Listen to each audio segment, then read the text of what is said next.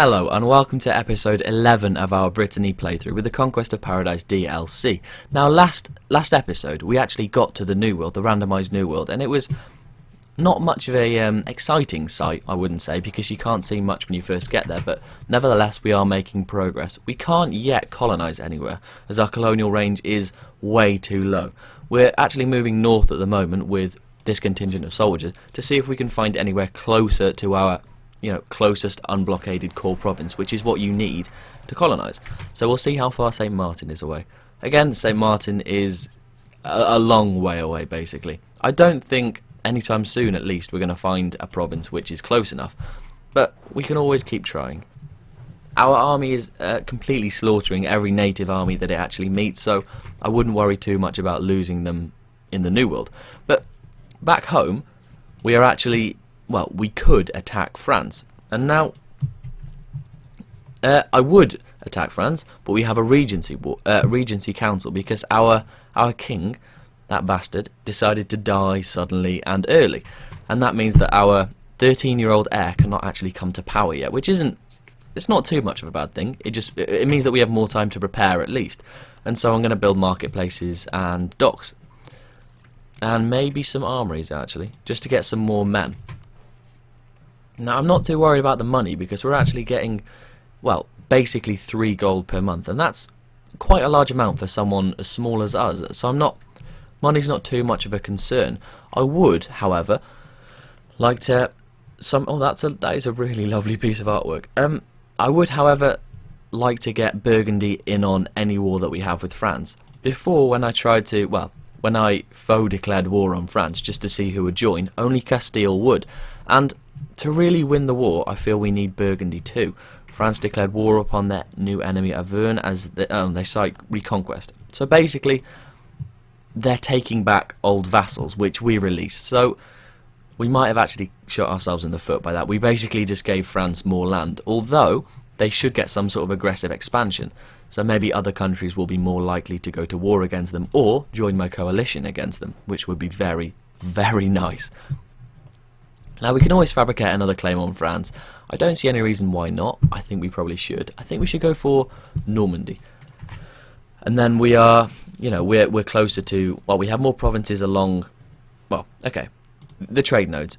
I really want to get every province in the Bordeaux trade node. That would be really nice. But at the moment, we cannot go head-to-head with Castile, and nor do I want to, really, because they're really helping in the fight against France. So I want to get all of the provinces in the Bordeaux trade node, which are sort of not on the Iberian Peninsula.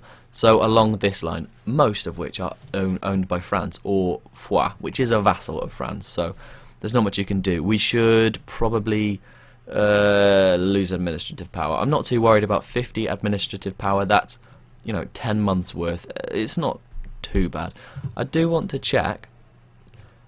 Our heir is actually a really good heir. He has 4 monarch points in administrative power, 4 monarch points in diplomatic power, and 3 in military power. So every month we will gain those numbers, which is better than our Regency Council at least, and a lot better than our last king, who was, if I'm honest, god awful. He really was. We can build an armory in a province now. I'm not too sure if it's worth it because our manpower is actually quite substantial, so I'm not sure we really need to worry too much about that. We need to explore more provinces though. Puerto Rico, again, there's nothing really close enough. We should just keep exploring though, because eventually, you'd hope anyway, we'd find somewhere to settle. Well, somewhere within our colonial range. I'm more than sure that's actually not going to happen now, but again, we'll see how it goes. At some point, maybe, if we can't colonise the New World yet, we should maybe start to colonise Africa, and that would mean taking a province from Morocco at least, or at least getting fleet basing rights, which it seems is not going to happen at all. Although, we could improve relations. I'm not sure we want to, really, though.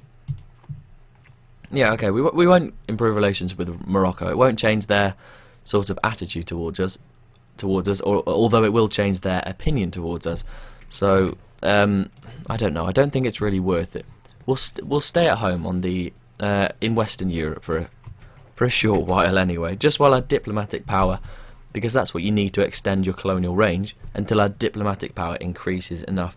We really need to get to level 7, which is another 3 levels, so I'm a bit apprehensive because that will take a long time to happen. The Battle of Tortuga.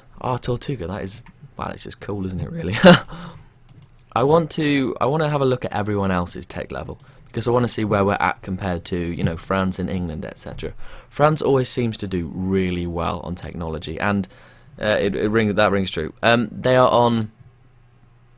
are altogether 5 technology levels ahead of us, so actually their military level is 1 ahead of us, so if we did go head to head with them, they would be able to use artillery, and that would suck so much. So we definitely need Castile and Burgundy in on the war. We're going to have to wait another 2 years, although it doesn't show his birth date, but whenever Henri de Dreux turns 16, then he can come to power. I think 16 is the right age. It would make sense if it was. We don't have any real rebel threats. I wouldn't be too worried about these. Now a new king. Oh, he only had to be 15. Awesome. That is very, very, very good. So Jean, who has also got really good stats, is the new heir. Henri, good stats, brilliant. This has actually turned out quite well. So we can now, if we like, declare war. And I want to see if Burgundy will actually join us. It seems that they will. So, maybe we should try it. Maybe we should take Cow or take Normandy or Berry. Berry, I suppose you say it. I'm not quite sure. I think... Now Burgundy they do really have huge amounts of people. I think we're going to go for it. I think we'll call our willing allies. We will go to take Berry, I think.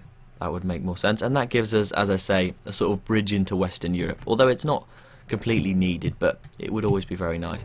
Right, we'll go for it. It seems we are almost double ahead. Well, double their numbers in manpower anyway. Although, as I said before, numbers do not mean anything by any means. We will actually go and siege Berry right now. I don't think the French army is going to attack us particularly. They'll go for the Burgundian army, and Burgundy seem to be winning that battle, which is always very nice. Now, I haven't seen this event before. Byzantine refugees. My lord, Byzantium has fallen to the Saracens. That's why we haven't seen it before. Because Constantinople, well, the Byzantine Empire is no more. The Ottomans now rule all of... I forgot what it's called. They now rule all of the Turkish provinces, basically.